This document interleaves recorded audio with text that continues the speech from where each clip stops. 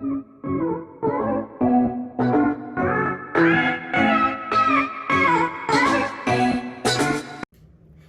back to our channel, Mixy City. My name is Shelly. My name is Quan. What's up, y'all?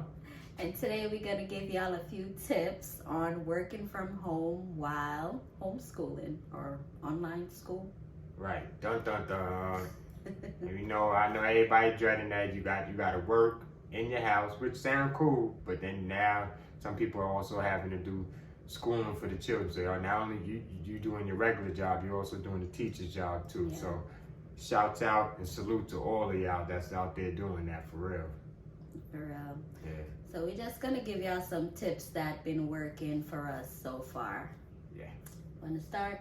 Yeah, so one of the key things, and this is something that my wife is big on, she's big on like preparation and planning. So planning the night before, you want to make sure that you kind of take a look at the material beforehand, because working from home, we don't know what the days are going to look like, going into our work weeks, and we don't know how the call volumes or how anything is going to come in for us. So just being prepared, at least on the homeschooling front, that alleviates a lot of stress for sure. Yeah, that's a good tip. For me, would be tip number 2, because that was one. Tip number 2. Tip number 2 for me would be waking up before your kid or kids. So meaning just having that alone time to yourself. Mm-hmm. So we do go to the gym together. I'll wake up before him and meditate and stretch. So if you're into yoga, different stuff like that, make sure you're up before your kids.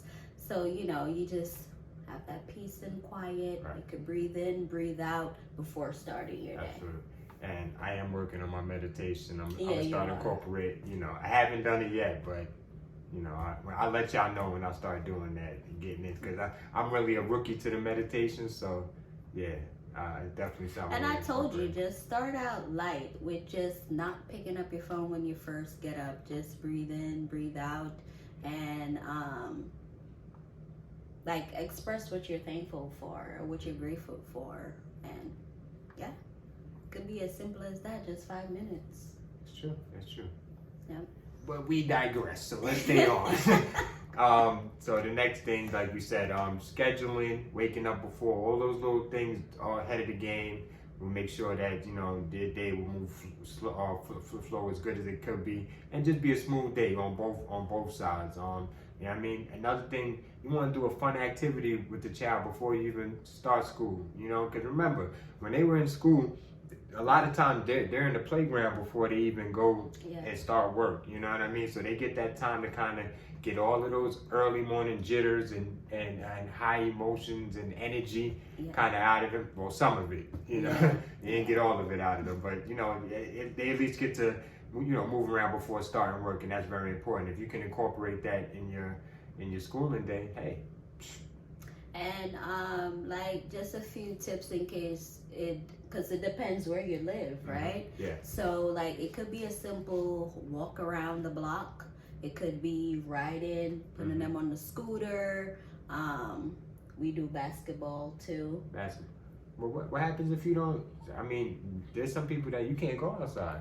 We use YouTube. Right. So we're gonna actually show y'all a clip. But we also use this YouTube channel where they could do a quick 10 to 12 minute exercise, just warming up their body. And yeah, you could do that too, utilize online.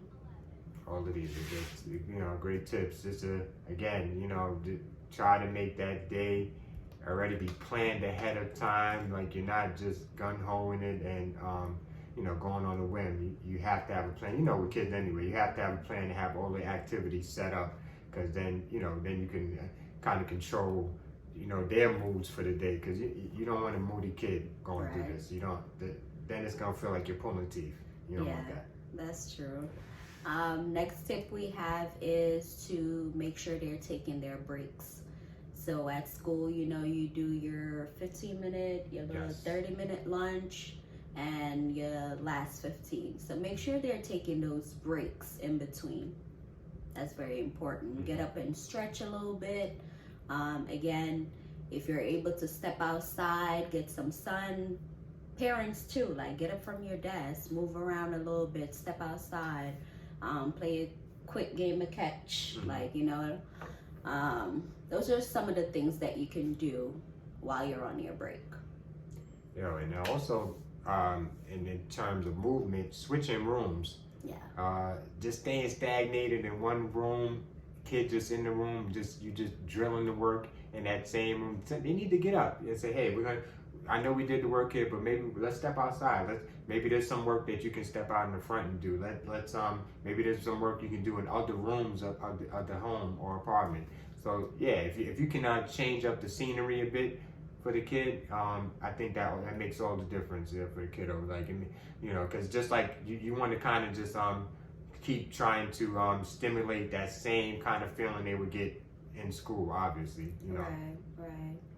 And another tip would be splitting the subjects. So our daughter, she have English, math, science, social studies, and I'll take 2, he take 2. Right. So I'll have her for an entire day on my subjects, and then we'll swap out the next day. If you're not able to do that, well, it gets a little tricky there, because then you have to tackle everything. But it still can be done. It can. So maybe cut it down to only 2 per day if you're a single parent. That could work. That worked well for us, where we swapped that out. Yeah. Guys, and cutting down on the subjects and not just don't try to pour on all the subjects onto one day. That's going to be too much stress on you and the child. So if you can like Shirley said, keep it down to 2 subjects, and you can definitely save a lot of time, stress, and keep that day moving and have a great day, you know, with your kiddos. Right. And make it fun. Like, you can also, since you're working from home, hey, you come to work with daddy, or you coming to work with mommy. Like, you know, make it fun. Like, make it like that kind of thing. And once you give them those little kind of things, those kind of little incentives, that makes them want to keep working, keep pushing, and especially when they see you in your element, you know, doing your thing. Try not to bring them around when you know you're gonna have stressful situations. You know, like myself, like I work as a claim adjuster, so I'm getting stressful calls. So sometimes my calls, you know, it's just what it is, nature of the job. And my daughter holds no punches. She imitates me all the time, does all the little, all my little intros and stuff like that. So that's how close knitted we are when we're working together. Like, and I feel like that's been making it better, making it tolerable to get through work, and also getting to see, you know, where she's at. You know, in school. So, you know, getting that close eye on it, that's been everything. So, for real. Another tip too would be cutting the subjects in half. Yeah. So slice them in half. So you at school for 8 hours? Not while we home. That's gonna be too much, because we're working for 8 hours or so. So we can't have you in school for 8 hours too. Right. So we do 4 hours. So 2 hours before lunch and then 2 hours after. So you got to cut that in half. And the child won't even understand that. The child walking past, when you've been working them for 8 hours in the house, they walking past their room like, oh, the toys. I just want to play with one toy. How much more of this do I got to go? You know what I mean? Like, you don't want them getting like that. So you definitely, you could split the time up. That's a great point, so yeah. Also, another tip is same rules apply. Yeah. So just because we're home, that doesn't mean you're gonna be doing your language arts and you're gonna be eating snacks. No, it's not time for snacks. That's why I said incorporate breaks, because during break time, you're gonna eat your little snack, drink your water, use the bathroom.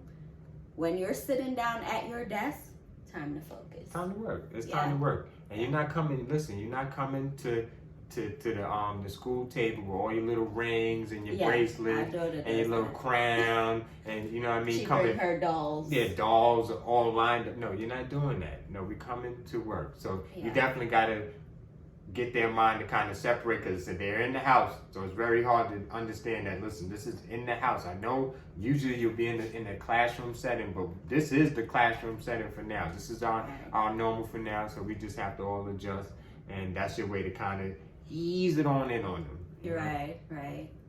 Another tip too is informing your employer that, hey, like, I got kids, or I got a kid, like, so sometime I might be away on Skype.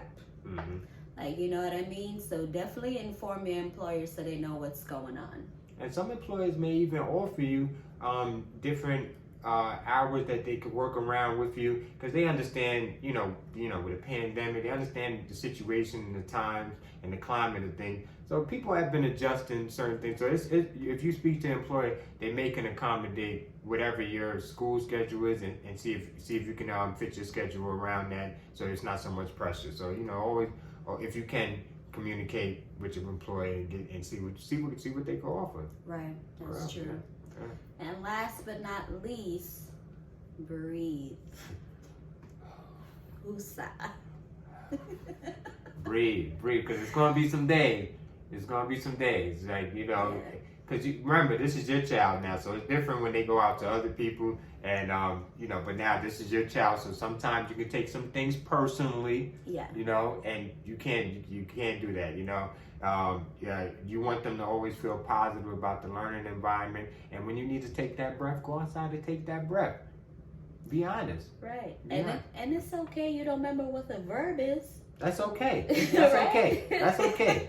If you was playing hooky when they was doing adverbs and all, Right. and you don't remember, it's okay. It's okay. But, or even if sometimes we haven't done those things in so long, we kind of skip certain steps. Yes. So sometimes you just need to just watch the steps just to be able to implement it properly to the child. You don't want to be sitting up there.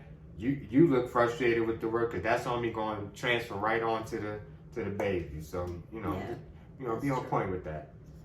All right. Well, thank you so much for watching. Hope you like this video. Comment below, share, subscribe.